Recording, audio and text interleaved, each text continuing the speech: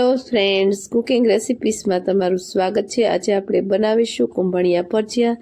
તો કુંભળિયા ભજીયા બનાવવા એકદમ સહેલા છે અને સારી રીતે બની જાય છે અને ફટાફટ બને છે। અને આજે શિયાળાની ઋતુમાં તમે જોઈ શકો છો બધા શાકભાજી હોય છે, તો એમાં લીલું લસણ ખાસ આપણે નાખીશું।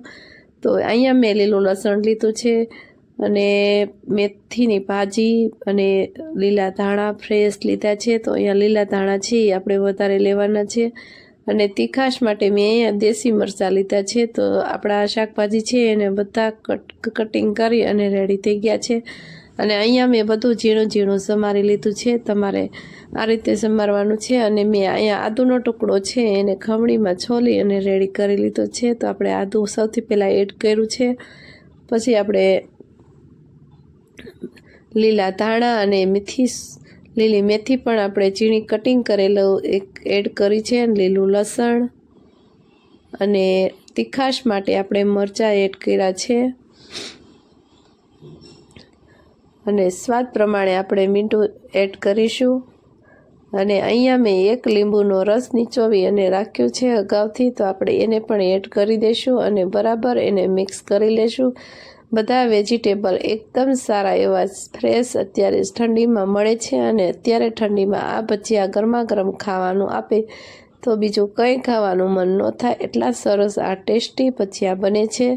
તો તમે ક્યારેય ટ્રાય ન કર્યું હોય તો તમે જરૂરથી ટ્રાય કરજો અને મને કોમેન્ટમાં કહેજો।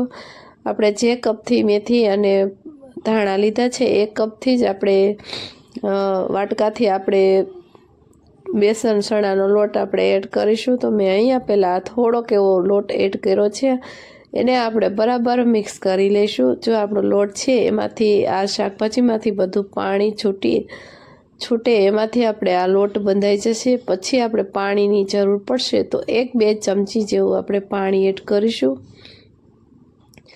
આ ભજીયામાં બહુ પાણી નાખવાથી એકદમ ક્રિસ્પી એવા નહીં બને, એટલે આપણે પાણીનો જેમ બને ઓછો ઉપયોગ કરીશું। જે આ બધા શાકભાજી છે એમાંથી જ આપણને પાણી નીકળશે, એટલે આપણે એમાંથી જ લોટ કરી લેશું। અને આ ભજીયા બનાવવા એકદમ સહેલા છે, 10થી 15 મિનિટમાં આ ભજીયા બની જાય છે। શાકભાજી એકદમ તાજા સુધારેલા ફ્રેશ હોય તો 5 મિનિટમાં આ ભજીયા બની અને રેડી થઈ જાય છે। અને આ કુંભળિયા ભજીયા શિયાળામાં બહુ બધા બનાવતા હોય છે। તો અહીંયા મારે 1 ચમચી જેવી પાણીની જરૂર પડી છે, તો આપણે 2 ચમચી જેવું પાણી એડ કરીશું અને એને પણ આપણે બરાબર મિક્સ કરી લેશું।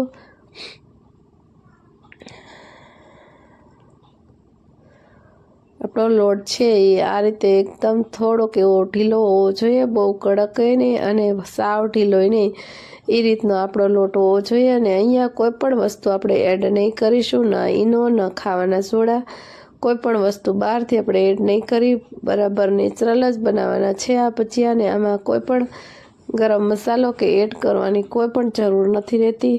તો અહીંયા આપણે મેં પાછું 1 ચમચી પાણીની જરૂર પડી છે એટલે મેં એડ કર્યું છે અને પાણી સાથે આપણે લોટને બરાબર મિક્સ કરી લેશું। તમે જોઈ શકો છો લોટ છે એ આપણો આ રીતનો હોવો જોઈએ, એકદમ સરસ એવો, બહુ ઢીલોય ને અને બહુ કડક નહીં, એ રીતનો હોવો જોઈએ। તો અહીંયા મેં તેલ છે એ અગાઉથી ગરમ કરવા મૂકી દીધેલું છે, તો આપણે એમાં પાડતા જઈશું। અને આ ભજીયા છે એ આપણે અંગૂઠાની મદદથી જ આપણે 4 આંગળી અને અંગૂઠાની મદદથી જ આપણે આ ભજીયા બધા પાડી લેશું। આ ભજીયામાં કોઈ પણ આકાર હોતો નથી, એટલે આપણે આ રીતે અંગૂઠાની મદદથી ભજીયા બધા પાડી લેશું। અને આ ભજીયા મારે તેલ વધારે ગરમ થઈ ગયું છે, તેલ આપણે મીડિયમ ગરમ કરવાનું છે। ગેસની આંચ મેં હાવ સ્લો કરી દીધી છે, એટલે આપણા ભજીયા નહીં બળે અને એકદમ સારા એવા ક્રિસ્પી બનશે અને ખાવાની પણ એટલી સરસ મજા આવશે। આ ભજીયા આપણે સાંજના સમયે પ્રોગ્રામ કરેલો હોય તો સાંજના સમયે આપણે આ ભજીયા ખાવાની ડુંગળી અને લીંબુ અથવા તો સોસ અથવા તો ચટણી સાથે બહુ જ એટલા સરસ એવા ટેસ્ટી લાગે છે અને ખાવાની પણ એટલી સરસ મજા આવે છે। તમે ડુંગળી સાથે સર્વ કરશો તો વધારે ટેસ્ટ આવશે, કેમ કે ઠંડીમાં આ બધી વસ્તુ છે એ ગરમ હોય એટલે આપણને ટેસ્ટ પણ એટલો સારો આવે છે। અને અહીંયા મેં બધું પરફેક્ટ માપ સાથે આ ભજીયા બનાવ્યા છે, પણ તમને ન આવડતા હોય તો જરૂરથી તમે ટ્રાય કરજો, એટલે જરૂરથી તમારા આ ભજીયા છે એ બની અને રેડી થઈ જશે। અહીંયા આપણે બેસન ચણાનો લોટ પણ આપણે 1 વાટકી જ લીધો છે, એટલે તમારે વધારે લેવાની જરૂર નથી। જેટલી આપણી ભાજી અને મેથી લીધી છે એટલો જ આપણે ચણાનો લોટ મેં લીધો હતો। તમે જોઈ શકો છો આપણા ભજીયા કેટલા સરસ એવા બની અને રેડી થઈ ગયા છે। તો એને એક પ્લેટમાં બહાર કાઢી લેશું।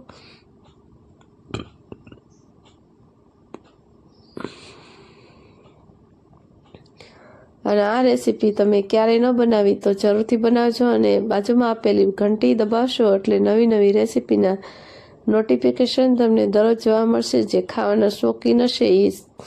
અને હવે તમે જોઈ શકો છો આપણા ભજીયા છે એકદમ બની અને રેડી થઈ ગયા છે। અને આ રીતના ભજીયા હોવા જોઈએ। 1 વાટકી ચણાના લોટમાંથી કેટલા બધા સરસ ભજીયા આપણી 1 પ્લેટ ભરાય એટલા બની અને રેડી થઈ ગયા છે।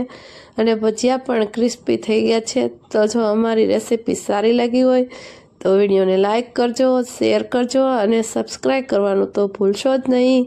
બાજુમાં આપેલું બેલ આઇકન પ્રેસ કરશો એટલે નવી નવી રેસીપીના નોટિફિકેશન તમને દરરોજ જોવા મળશે। Thank you for watching.